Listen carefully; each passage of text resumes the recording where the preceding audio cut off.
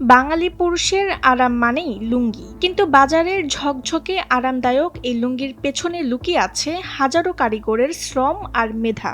বাজার থেকে কেনা সাদা সুতা কয়েক ধাপ আর উত্তাপ পার হয়ে তবেই আলমারিতে জায়গা পায়।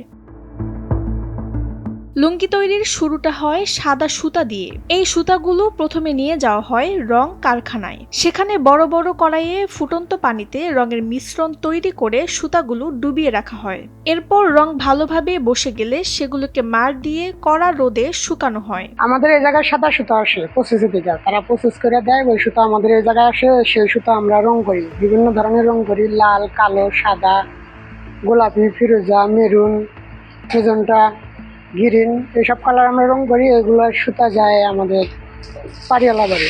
রঙিন সুতাগুলো শুকানোর পর শুরু হয় নারীদের ব্যস্ততা। নাটাই ব্যবহার করে তারা নিপুণভাবে সুতাগুলো ববিন ও নলিতে ভরে নেন। এরপর দক্ষ কারিগররা ডাম মাস্টারের তত্ত্বাবধানে নির্দিষ্ট ডিজাইন অনুযায়ী সুতাগুলো ডামে সাজান। সেখান থেকেই তৈরি হয় একটি বিশাল সুতার বিম।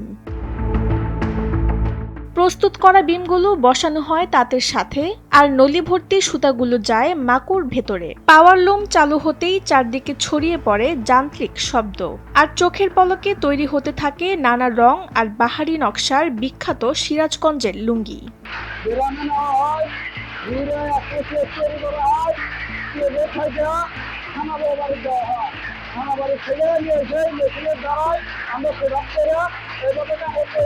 বোনা শেষ হলে বিম থেকে নামিয়ে মাপ মতো কেটে আলাদা করা হয় প্রতিটি লুঙ্গি। এরপর ভাঁজ হয়ে সেগুলো চলে যায় দেশের বড় বড় হাট বাজারে। শুধু দেশেই নয়, সিরাজগঞ্জের এই ঐতিহ্যবাহী লুঙ্গি এখন দেশের সীমানা ছাড়িয়ে বিদেশের মাটিতেও বাংলার নাম উজ্জ্বল করছে। ববিনার আসার পরে আমরা আবার ডাম মাস্টারের মাধ্যমে ওটা টানা কাটাইতেছি।